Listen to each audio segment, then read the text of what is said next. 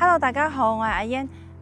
而家咧喺珠海首期5萬就可以買到一套新規住宅啦，而且得房率高達100%喎，並且小區咧仲有香港直通車啊！咁今日咧我係嚟到咗星河湖山春曉呢個樓盤啦，聽講佢加推咗10棟，而家在售有89平啦，仲有特價單位啊，總價低到66萬一套啊，月供只需要2000零蚊就可以輕鬆喺呢度上車一套啦。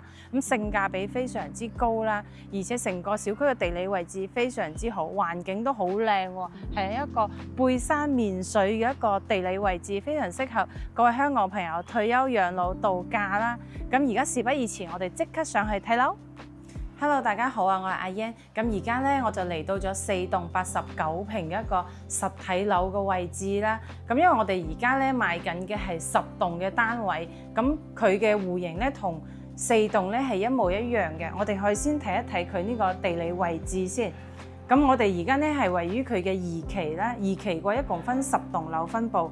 咁我哋咧賣緊嘅係10棟，我哋而家喺4棟嘅03個位置啦。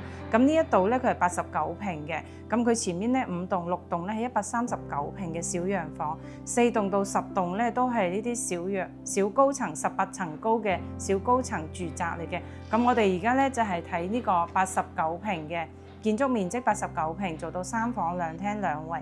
呢個戶型咧，佢係做到咗4開間朝南嘅。咁我哋而家先睇嘅呢個單位89平，佢就係做咗一個大橫廳嘅設計啦。然之後連接住一個5.6米嘅超大陽台，我哋可以行出嚟俾大家感受一下。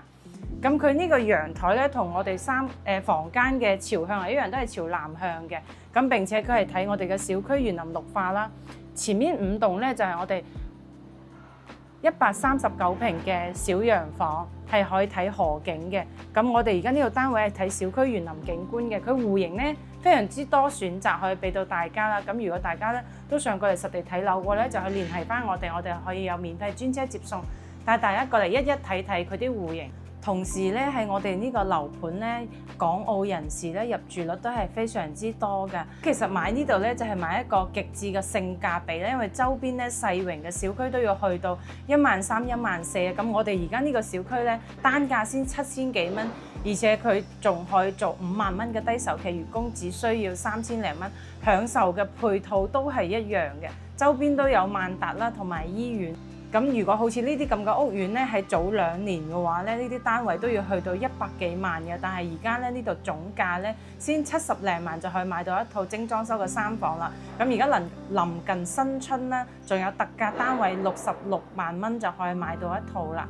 咁我哋咧一陣咧就會喺呢度咧放翻一啲特價單位俾大家睇一睇啦。咁如果大家咧喺唔揸車嘅情況下咧，香港嘅朋友過嚟我哋小區同樣咧有港澳直通巴士咧係可以嚟到我哋小區嘅，所以交通嚟講係非常之便利嘅啦。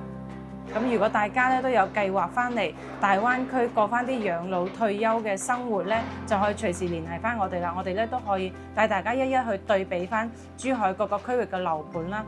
咁呢個咧係5.6米嘅陽台咧，佢係連通咗一個書房嘅位置啦。咁我哋一陣再入呢間房睇。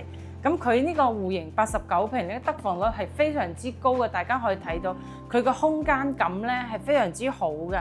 咁呢邊咧就係佢一個飯廳嘅位置啦，再過嚟咧呢邊就係佢個入門嘅位置。入門嘅話咧，呢個咧就係房屋實務部係我哋一個交標啦。咁佢配有一個指紋密碼鎖俾到我哋啦，呢個都係交標嚟嘅。咁跟住呢邊咧就係做咗一排嘅一個鞋櫃啦，因為我哋而家呢個係89平嘅樣板間啊，所以佢呢啲咧後期咧就需要自己去定製啦。咁呢邊係一個冰箱位置。咁如果大家後期買咗呢個單位嘅話咧，我哋都有全屋定製嘅服務可以俾到大家嘅。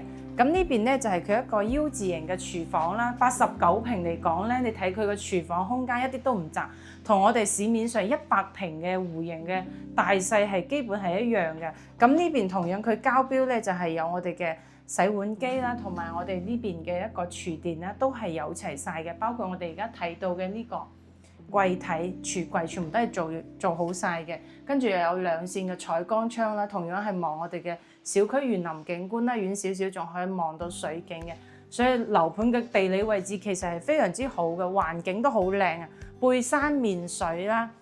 咁呢邊咧就係客廳咧，佢係做咗一個橫廳嘅設計。咁後期呢邊咧就可以屋企如果居住人多嘅話咧，就可以作為一個獨立嘅房間去使用啦。因為佢後期交標咧，佢係做好晒咧，呢度係一個封閉式嘅房間。咁如果屋企居住人唔多嘅話咧，就可以參考佢呢種設計，做一個大橫廳嘅設計。呢度可以做一個飲茶室或者做一個開放式嘅書房都冇問題。再過翻嚟呢邊咧，就係佢一個乾濕分離嘅洗手間。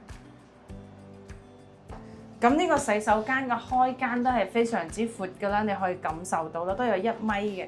跟住呢邊咧，同樣佢係有一個採光窗俾到我哋嘅。呢邊咧就係睇小區園林景觀嘅。再過翻嚟咧，佢嘅第2間房啦，佢係做咗一個榻榻米嘅設計，連通翻呢個飄窗嘅位置啦。咁呢邊咧就係睇小區嘅園林景觀，佢同陽台咧個採光窗係一樣，佢同陽台嘅景觀係一樣㗎啦。咁呢邊可以做翻一個書台啦，咁呢邊咧可以後期再定製做翻一個衣櫃，呢度去做翻個書櫃，然之後呢邊咧去做翻一個衣櫃。咁再入翻嚟咧，呢邊咧又係做咗一個我比較中意嘅一個主人房設計，因為佢係做咗一個玄關位置啦。跟住左手邊咧就係佢嘅公區洗手間啦。咁佢呢個係主人房嘅一個獨立洗手間嘅位置啦，而且佢個闊度都係同樣同主人房一樣啦，有1米嘅開間。咁呢邊咧睇出去咧就係睇我哋嘅小區園林景觀嘅採光好好，因為我哋而家係下午朝西。咁呢邊咧佢就避免咗同房間對沖嘅呢個尷尬問題啦。呢邊咧就可以做一排嘅一個衣櫃位置。咁同樣咧，因為呢種咧89平係一個新規住宅啊，所以而家都比較流行做呢種270度嘅採光窗啦，所以採光好好，同埋通風都好好。對面咧仲可以睇翻佢前面嘅一個河景啦。咁呢個樓盤嘅話咧，除開佢嘅得房率高啦，其實買呢度嘅人咧，大多數都係因為佢嘅性價比高啦，因為佢係珠海最平嘅一個新規住宅，得房率高達100%，但係呢個單位嘅話咧，總價只需要66萬咧，你就可以買到一套精裝修嘅3房啦。首期嘅話咧，大概就係5萬蚊，月供咧就係2到3千蚊就可以買得到噶啦。咁佢除開性價比高之外咧，生活配套都非常之完善啦。因為我哋附近咧就係萬達廣場同埋遵義5院啦，大概揸車都係15分鐘左右車程。咁講咗咁多啦，除開佢優點之外啦，佢仲有一個因素就係佢咁平，都係因為佢距離港珠澳大橋口岸咧，大概都需要40分鐘左右一個車程嘅。咁如果大家咧揸車過嚟嘅話咧，就會方便。如果唔揸車嘅情況咧，我哋小區樓下咧都有香港直通巴俾到大家嘅。